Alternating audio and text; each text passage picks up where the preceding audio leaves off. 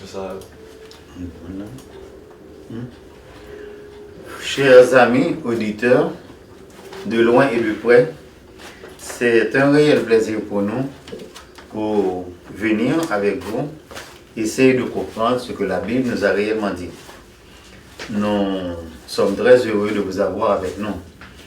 Nous vous demandons de nous aider beaucoup dans ce programme, parce que sans vous et moi, le programme ne peut pas être populaire.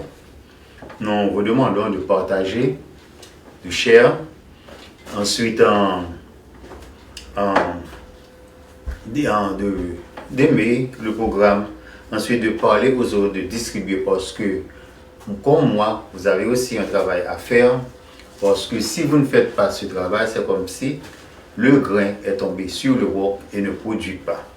C'est absent, comme le Seigneur avait dit dans la Bible, sans moi, vous ne pouvez rien faire. Je peux aussi le dire, sans vous, là, et le programme ne va pas plus loin.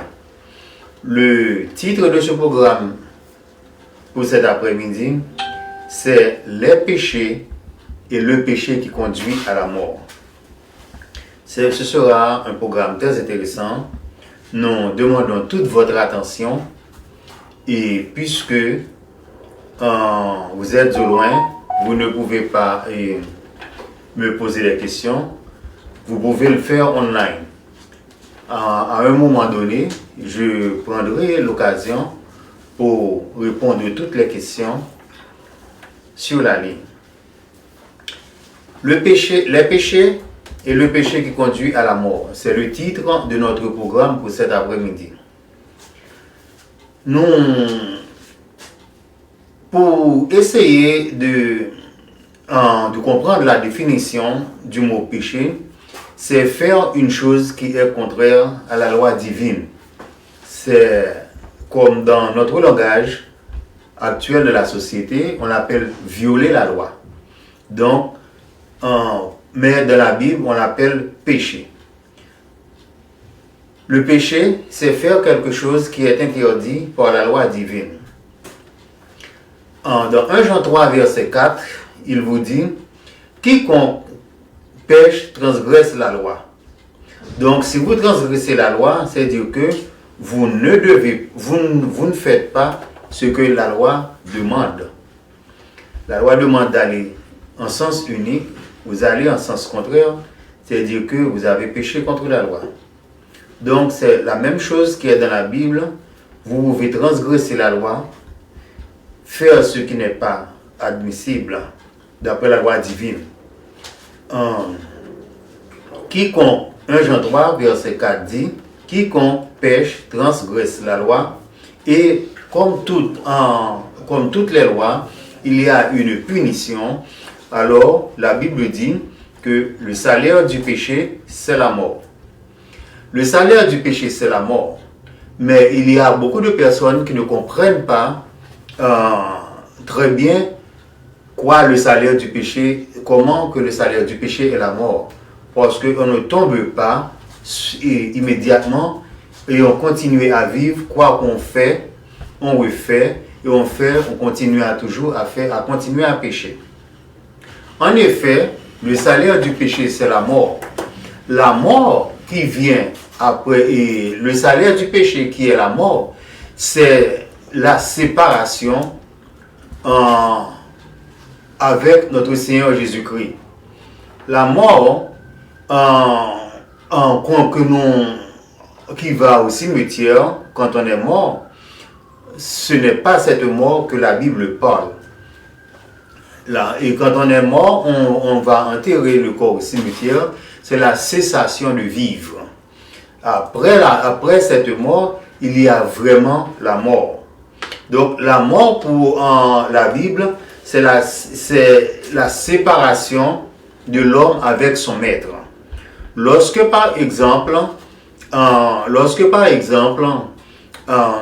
nos parents avaient péché dans le jardin d'Éden, ils coupaient le contact entre eux et notre Seigneur Jésus. Donc ça, c'est une forme de mort. Mais puisque avec l'intervention de notre Seigneur Jésus-Christ, on continue à vivre pour avoir chance de ne pas subir la seconde mort, qui est la cessation de l'âme, qui n'est pas la séparation de l'âme et du corps, comme la première mort, mais c'est la deuxième mort qui est plus importante que la séparation de l'âme et du corps. La deuxième mort, c'est là que l'âme va être annulée, brûlée, éliminée. Donc, c'est là la signification de ce verset. Le salaire du péché, c'est la mort. Ça, c'est la séparation totale entre nous et notre Seigneur Jésus-Christ. Et si nous arrivons à ce point-là, il n'y a pas de retour encore. Il n'y a pas de pardon. Donc, comme nous savons déjà l'histoire, nous n'allons pas rester sur cette histoire. Nous savons que l'Éternel dit à Adam, le jour où tu mangeras le fruit au milieu du jardin, tu mourras. À ce moment-là, l'homme cessa d'être en contact avec le Seigneur Jésus-Christ. Romains 5, verset 12 nous dit,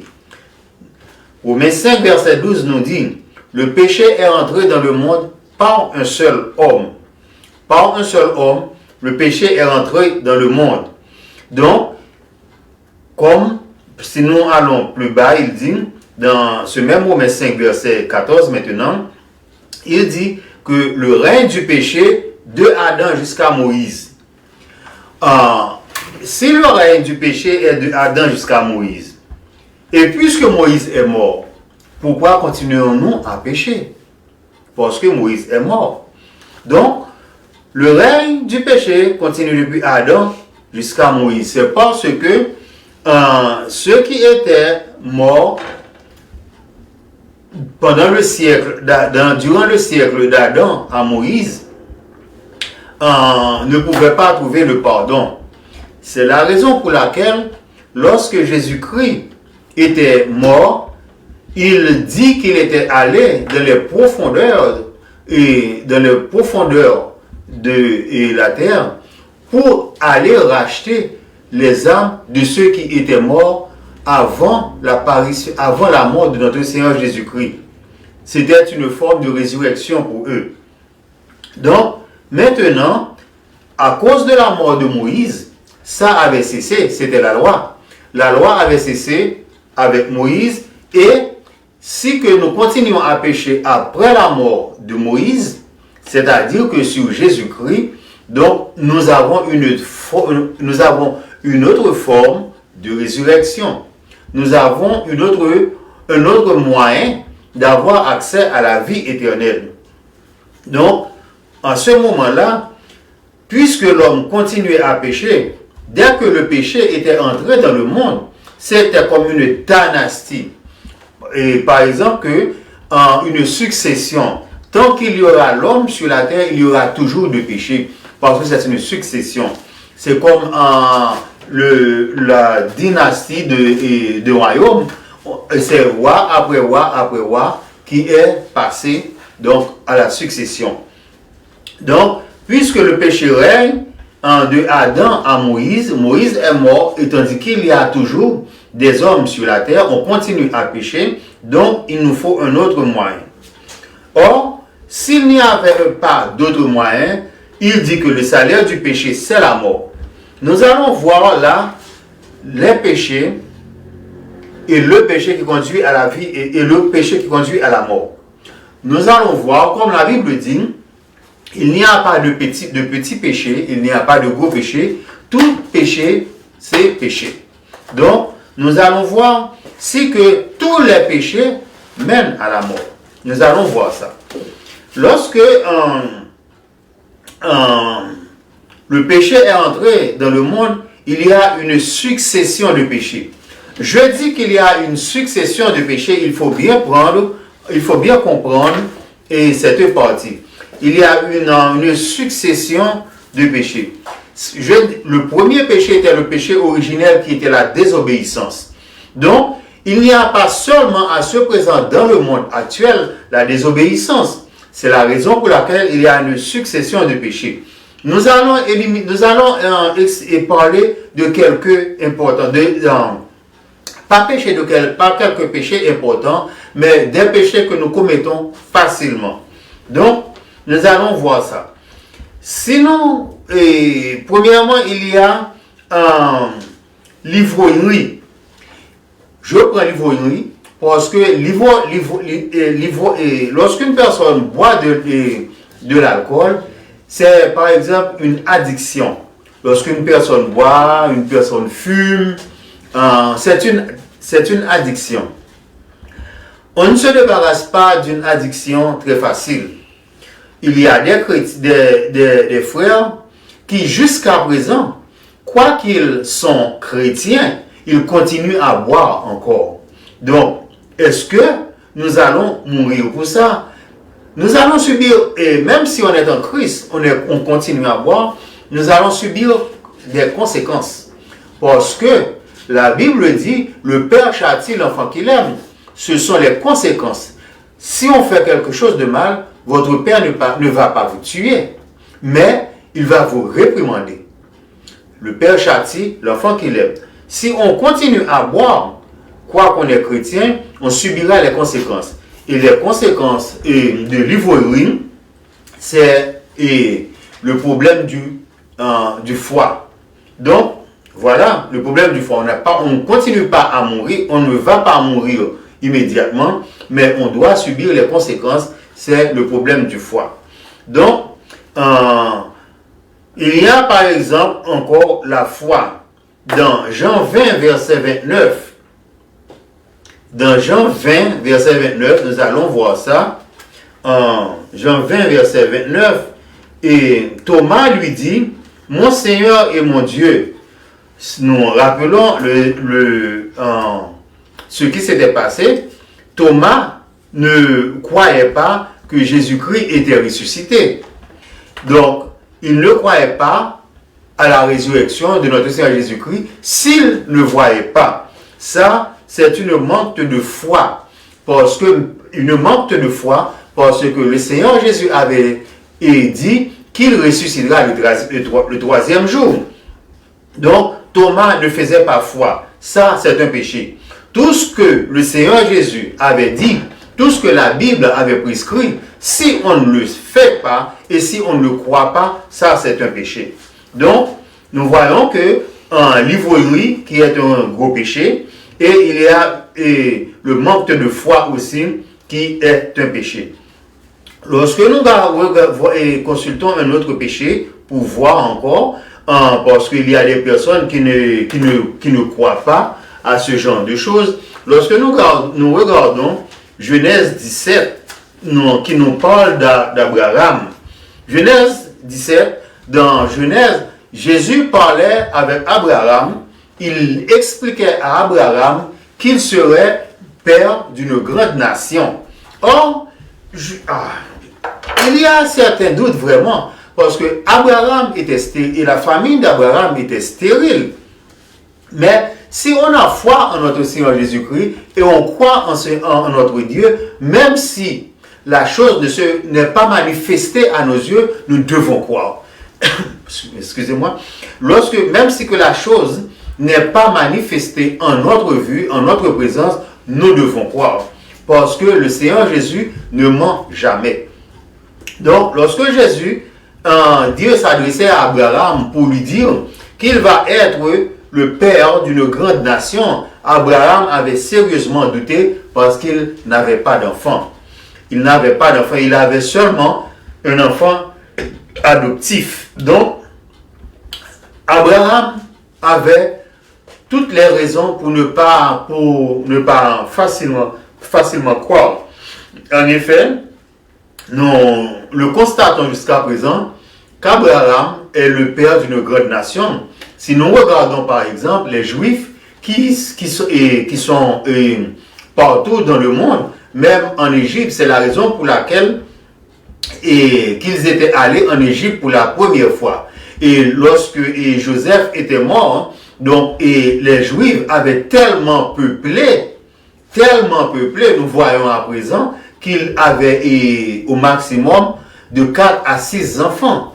Ils sont vraiment peuplés. Donc c'est la même chose qui arrivait en Égypte. Ils étaient tellement peuplés que les Égyptiens avaient peur qu'ils ne les réduisent pas en esclavage. Donc, ils les avaient chassés. En les chassant, ils étaient éparpillés par tout le monde et nous les voyons partout le monde, en France, aux États-Unis, en Allemagne, partout dans le monde. Et nous voyons qu'ils continuent toujours à être peuplés. Ils sont tous des descendants d'Abraham. Donc, c'est pour vous dire, pour vous faire voir que l'Éternel ne ment jamais, même si vous ne voyez pas, vous n'avez pas d'enfant, et si l'Éternel vous dit que vous allez avoir une grande nation, vous devez croire.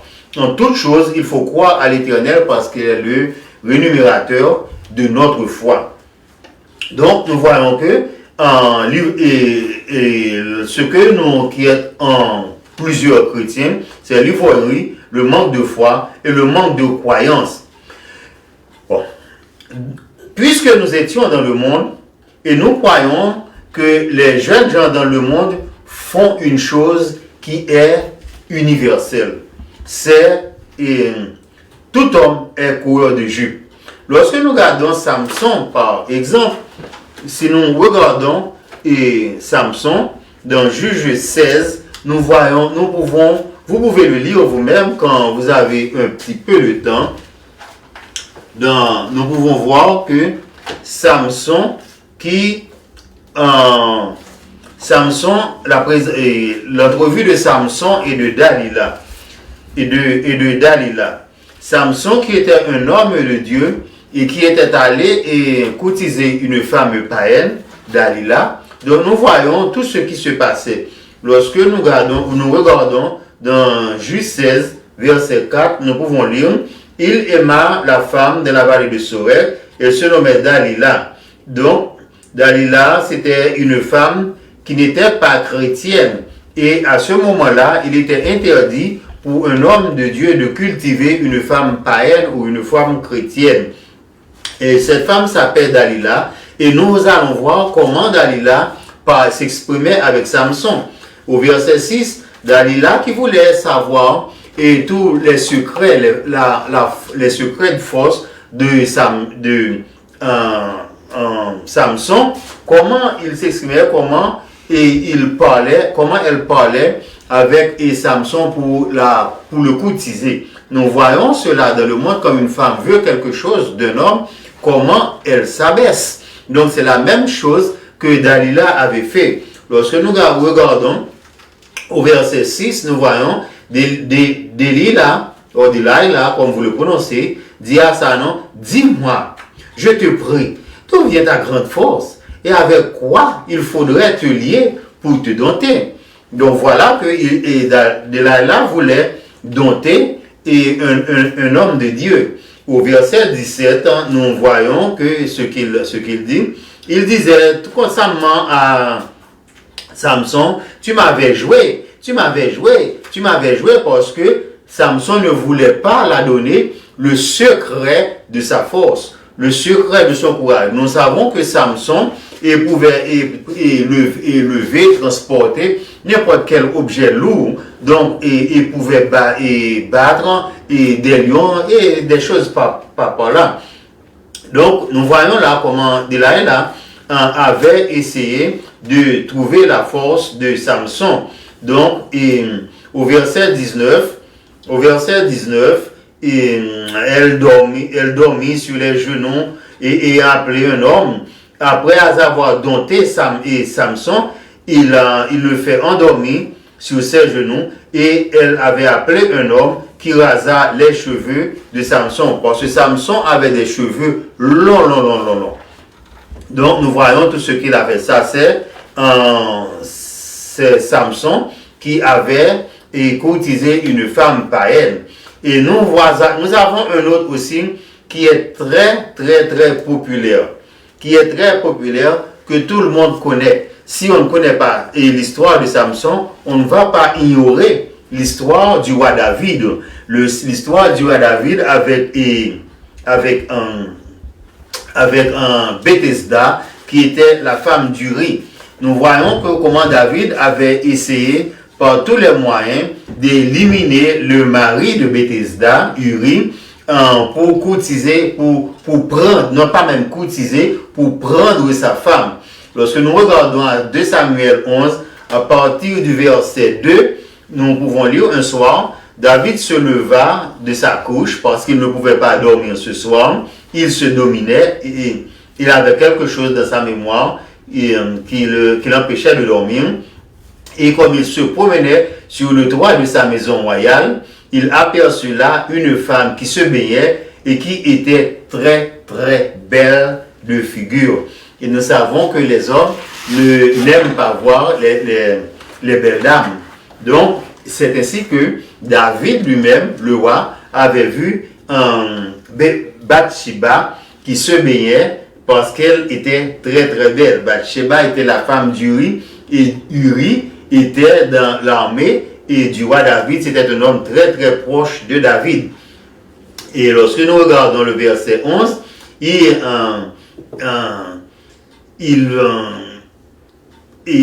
au verset 11, au verset 11, laisse-moi voir ce qu'il dit, il dit à Uri, l'arche d'Israël, Juda habitait sur les tentes, mon Seigneur Joab. En effet, il essaie comme on pouvait dire, de râler, d'attirer plus près Uri pour l'infiltrer dans le combat. Parce qu'à ce moment-là, c'était une guerre. Il y avait de la guerre. Donc, David voulait placer Uri en tête de ligne pour être mort au premier moment. Donc, c'est là qu'il avait placé Uri. Lorsque nous voyons au verset 15, il écrivit une lettre, placez Uri au plus fort du combat. Ça veut dire en tête de ligne. Et retirez-vous de lui afin qu'il soit frappé et qu'il meure. Donc, il sait que il rencontrera des difficultés auprès de Bethesda, auprès de Bathsheba.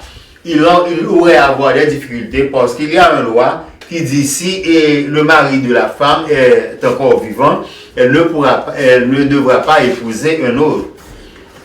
Donc, c'est la raison pour laquelle David place à Uri en tête de ligne et qu'il soit mort. En effet, son imagination était devenue réelle. Uri était mort, il appela Bathsheba pour la consoler et il l'a introduit dans sa chambre. Ensuite, il épousait Bathsheba. Donc, nous voyons cela. Donc, nous voyons deux personnes comme nous à présent qui sont des coureurs de jupes, comme on appelle dans notre langage vulgaire, adultère. Je vais vous faire une remarque. Si je parle des péchés et qui ne conduit pas à la mort, cela ne doit pas vous encourager à continuer à pécher parce que vous n'allez pas mourir. Oui, vous n'allez pas mourir subitement, mais vous allez mourir lentement parce que c'est un péché qui conduit à la mort, à la cessation, à la cessation de l'âme. Au premier mort, nous allons à la cessation de l'âme et du corps, mais ce péché-là qui conduit à la mort, c'est la cessation de l'âme parce que l'âme continue à vivre même après la cessation du corps. C'est là que le Christ appelle la deuxième mort. C'est là que le Christ appelle la deuxième mort lorsque l'âme cesse de vivre. Donc, et c'est cette mort-là qu'on doit épargner. Donc, nous voyons que et tous ces péchés-là, nous devons avoir, si ces péchés-là conduisent à la mort, il y a encore de l'inquiétude. L'inquiétude, c'est lorsque vous ne croyez pas, vous doutez, vous voulez vous détourner, vous cherchez des solutions plus rapides. Voilà. Vous cherchez des solutions plus rapides pour un problème. Donc, dans 1 Jean 5, verset 16, dans Jean 14, vous m'excusez, à part verset 1er, Jésus disait que votre cœur ne se trouble point. Que votre cœur ne se trouble point. Vous devez croire en Dieu et croire en Jésus-Christ. Donc, tout cela, ce sont des péchés qui ne conduisent pas à la mort. Parce qu'ils ne conduisent pas à la mort. Comme dans Jean 1 Jean 5, comme dans 1 Jean 5, à partir du verset, comme dans 1 Jean 5, vous pouvez y regarder avec moi, comme dans 1 Jean 5, verset 16, il dit, si quelqu'un voit son frère commettre un péché qui ne mène point à la mort, commettre un péché qui ne mène point à la mort, qu'il prie. Quoique vous n'allez pas voir quand votre frère commettra le péché, parce qu'il commettra le péché dans l'ombre. Mais il recommande que vous priez, et Dieu donnera la vie à ce frère.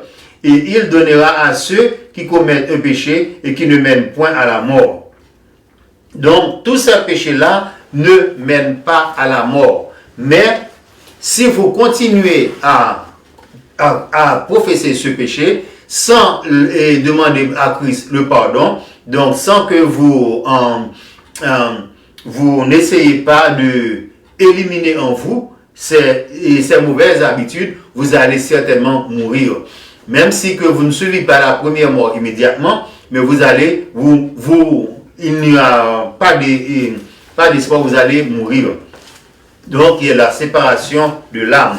Donc, si votre frère a commis un péché qui ne mène pas à la mort, vous priez pour lui, et Dieu donnera la vie à ce frère. Donc, il donnera à ceux qui commettent un péché qui ne mène point à la mort. Il y a un péché qui mène à la mort. Ce n'est pas pour ce péché-là que je vous dis de prier. Il est vrai que vous pouvez prier pour ce péché-là qui mène à la mort, parce que même la Bible vous dit prier les uns pour les autres, et prier pour les uns pour les autres, et votre comportement et vos attitudes peut attirer votre frère à Christ. Donc, la prière du juste sauve le croyant. C'est ce verset qui m'écartait. La Bible dit, la prière du juste sauve le croyant. Donc, dans le plein contexte du mot, la prière du juste sauve le croyant. C'est pas pour dire que si un homme pêche, vous priez pour lui, il va sauver même s'il perd. Ça veut dire que si la prière du juste sauve le croyant, ça veut dire que ça va lui amener à la repentance. Donc, c'est tout ce que le verset dit. Parce que si il fait la chose qui n'est pas mal, et vous êtes chrétien, et vous faites la même chose, et votre condamnation sera double, parce que vous savez que la chose que vous êtes en train de faire n'est pas bonne. N'est pas bonne. C'est-à-dire que vous avez double coup de fouet. Donc, c'est-à-dire que vous devez prier pour votre frère si votre frère a commis un péché. Donc, mais ce péché-là ne va jamais mener à la mort, parce que tout autant qu'on vit, il y a encore de l'espoir. Il y a encore de l'espoir. Bon, maintenant, puisque lorsque nous regardons la raison pour laquelle nous disons que ces péchés-là ne mènent pas à la mort, parce que lorsque nous lisons dans Hébreux 2, à partir du verset 3, nous voyons ce qu'il dit. Il dit, il n'y a aucune condamnation pour ceux qui sont en Jésus-Christ. Il dit qu'il n'y a pas de condamnation pour ceux qui sont en Jésus-Christ. C'est parce que Satan lui-même était un accuseur astucieux et qui commet l'homme et qui pousse l'homme très souvent à pécher. Donc, et que même la Bible dit, le péché nous abonde si facilement. Donc, puisque le péché nous abonde si facilement, le Seigneur Jésus avait fait une façon pour nous de nous sanctifier. Et puisque nous sommes en Jésus-Christ, nous continuons à nous sanctifier, nous continuons à pardonner et nous continuons à nous laver progressivement. C'est que nous avons accès à la vie éternelle. Nous avons accès à la vie éternelle. Et notre Seigneur Jésus-Christ nous dit que dans Hébreux 2, verset 3, il n'y a aucune condamnation pour ceux qui sont en Jésus-Christ. Donc, puisqu'il n'y a aucune condamnation pour ceux qui sont en Jésus-Christ, nous devons demander, nous efforcer à prier pour nous-mêmes, pour éliminer en nous-mêmes ces genres de péchés. Mais nous ne mourrons jamais parce que le Seigneur Jésus-Christ avait tout payé pour nous. Notre dette est payée à l'avance. Nous n'avons pas encore à payer, mais nous devons obéir à la loi divine, même si on est pécheur. Donc, tous ces péchés-là, l'ivrognerie, le manque de foi, manque de croyance, adultère, et l'inquiétude, et tout et ce n'est pas ça seulement qui sont des péchés, qui ne mènent pas à la mort. Il y a plus, vous en nommez, et chacun de nous a des dominations de péché que nous devons simplifier. Donc, la Bible nous dit qu'il n'y a aucune condamnation pour ceux qui sont en Jésus-Christ. Mais, si on n'est pas en Jésus-Christ, on a renoncé, on va à nos propres voies, il y a de condamnation. Parce que même pour les chrétiens, il dit que le Père châtie l'enfant qu'il aime. Nous n'aimerions pas être châtiés parce que le châtiment de l'Éternel est dur. Donc, nous continuons à nous demander, mais quel est le péché qui mène à la mort? En effet, nous allons voir, et en effet, étudions à présent un péché, un passage que les chrétiens considèrent comme péché, comme le seul péché qui mène à la mort. Donc, lorsque nous regardons par exemple dans Matthieu, nous allons voir ce que même les églises le prêchent, même les églises en parlent. Lorsque nous regardons, c'était Jésus-Christ en face d'un homme des pharisiens qui venaient. Lisons par exemple, nous allons le comprendre mieux. Matthieu 12. Si vous avez une Bible en main, vous pouvez l'ouvrir dans Matthieu 12 et vous allez lire avec moi. À partir du verset 22, c'était Jésus qui s'adressait avec des hommes qui étaient possédés de démons.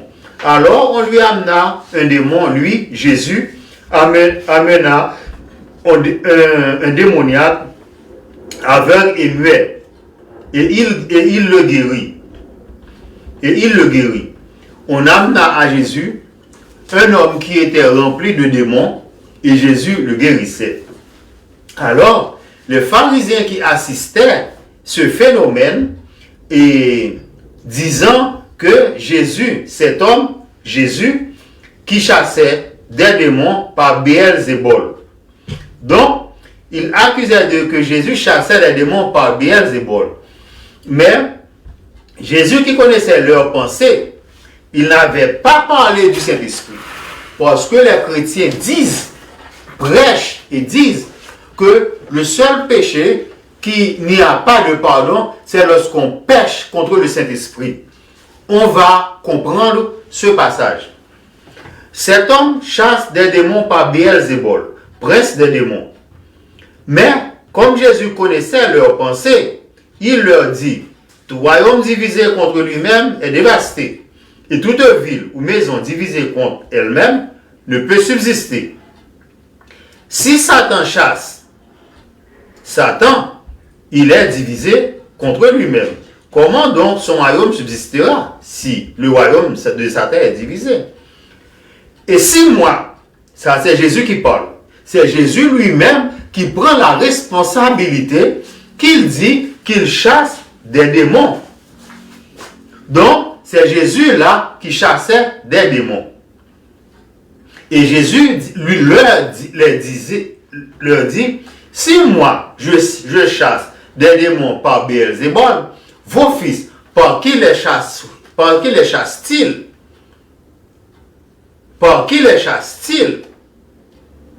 Et Jésus qui connaît leurs pensées disait, C'est pourquoi je vous dis au verset 31, tout péché et tout blasphème sera pardonné aux hommes, mais le blasphème contre le Saint-Esprit ne sera point pardonné. Faisons un alinéa. Le moment où Jésus était sur la terre, le Saint-Esprit n'était pas présent. Le Saint-Esprit ne savait même pas s'il allait venir sur la terre, parce que c'est Dieu qui donnait l'ordre pour Jésus de mourir pour l'homme, l'ordre pour Jésus de prêcher sur la terre, et il donnait l'ordre à Jésus de revenir dans son royaume, et il donnait aussi l'ordre au Saint-Esprit d'aller sur la terre. À ce moment-là, lorsque Jésus chassait le démon du démoniaque, si le Saint-Esprit n'était pas encore sur la terre, on ne connaît même pas le Saint-Esprit à ce moment-là. Les hommes ne connaissent même pas, on n'avait même pas parlé du Saint-Esprit, parce que il est présent dans la Bible, il dit ça de la Bible. Les hommes disaient, je ne connais même pas qu'il y avait un Saint-Esprit.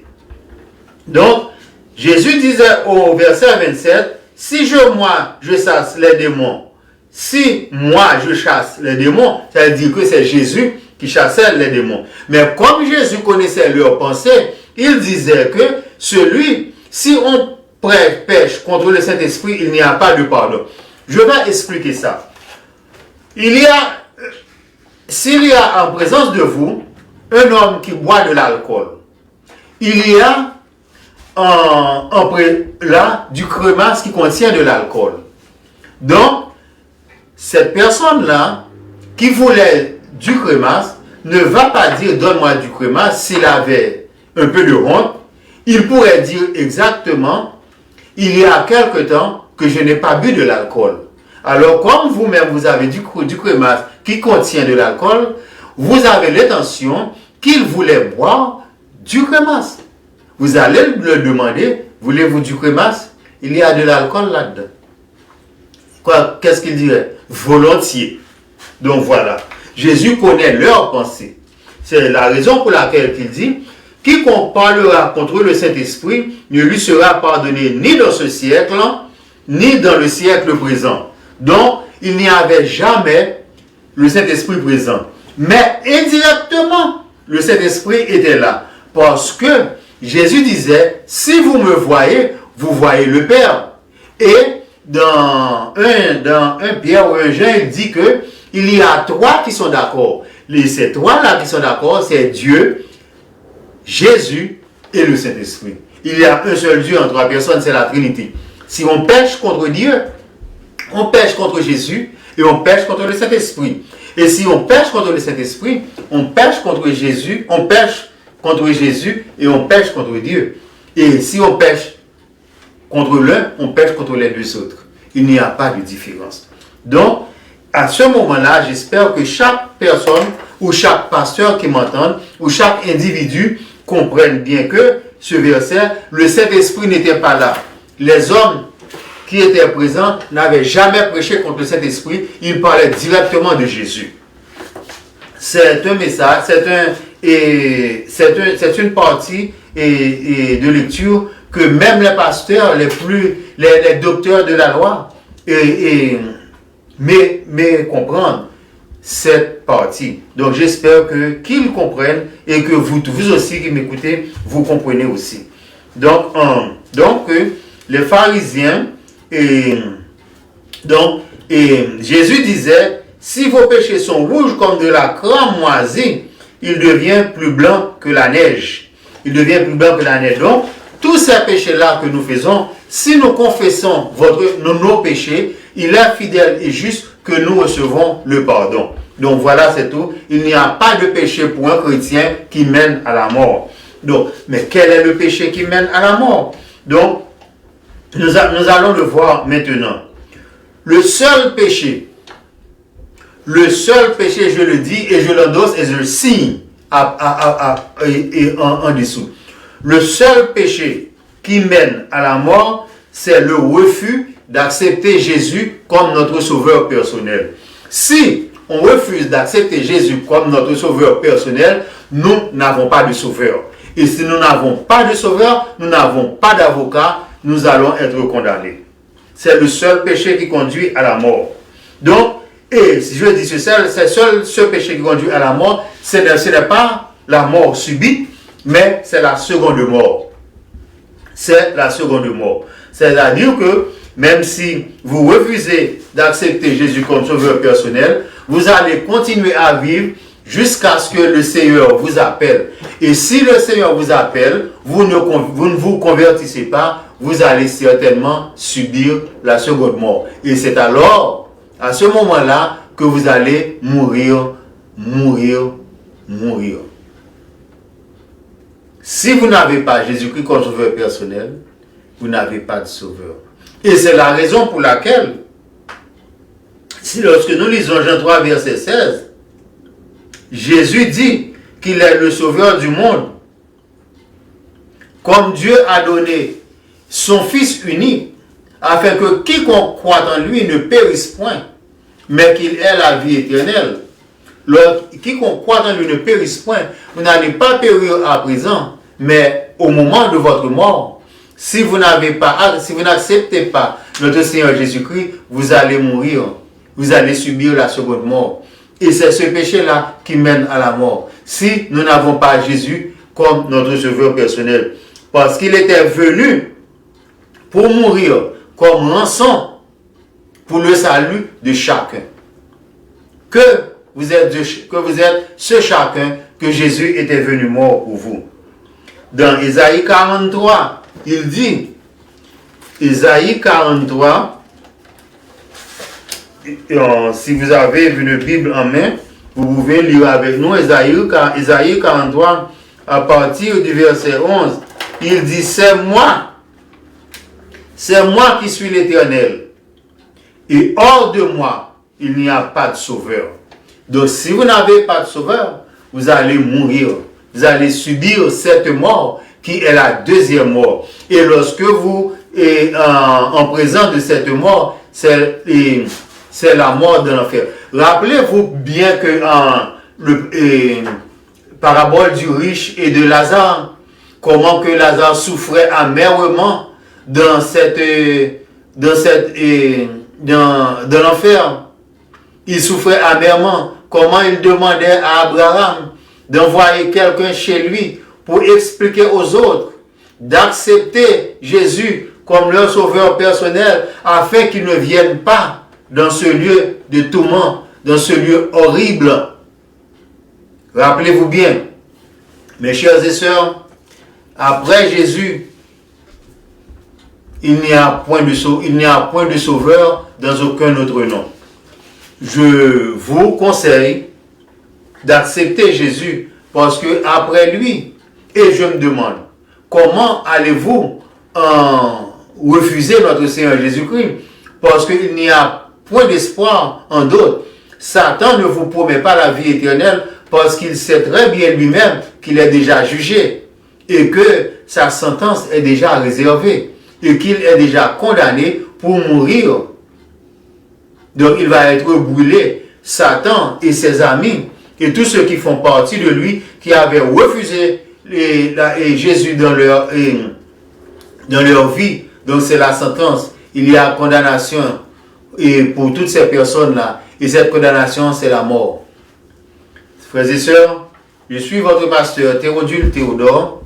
Nous sommes très heureux de voir les péchés et le péché qui conduit à la mort. Ce n'est pas le péché contre le Saint-Esprit. Parce que Jésus-Christ est mort pour tout ça. Le vrai péché qui conduit à la mort, c'est si on vit, si on passe notre existence sur cette terre et nous n'avons pas Jésus comme notre sauveur personnel, on renie notre sauveur, c'est là qu'on va mourir. Et Satan le sait très bien que c'était le dernier pion qu'il allait jouer, le dernier jeu qu'il allait jouer pour entrer en pierre de renier son maître. Parce qu'il sait que Jésus disait, si vous me reniez devant les hommes, je vais vous renier devant mon Père. Et si le Seigneur vous renie devant son Père, il n'y a pas de sauveur. Vous n'avez pas, vous n'avez pas un autre sauveur. Vous allez être condamné. Donc Satan avait joué pieds et mains pour pousser Pierre à renier. Mais Jésus, de son amour, c'est la même façon qu'il était mort pour nos péchés. Depuis que Jésus-Christ était mort pour nous, nous n'allons pas mourir encore. Parce que nos péchés, nos dettes sont payées en plein. Frères et sœurs, merci d'avoir été avec nous pour en discuter ensemble ce passage. Je suis votre pasteur Théodule Théodore. Vous allez me rendre un service. Je vous le demande et je vous en prie. Publiez, partagez et like. Et invitez d'autres pour ce programme, afin que ce programme prenne plus de profondeur dans votre vie et dans la vie des autres. Que la paix de Dieu soit avec vous. Partagez. Merci beaucoup. À la prochaine.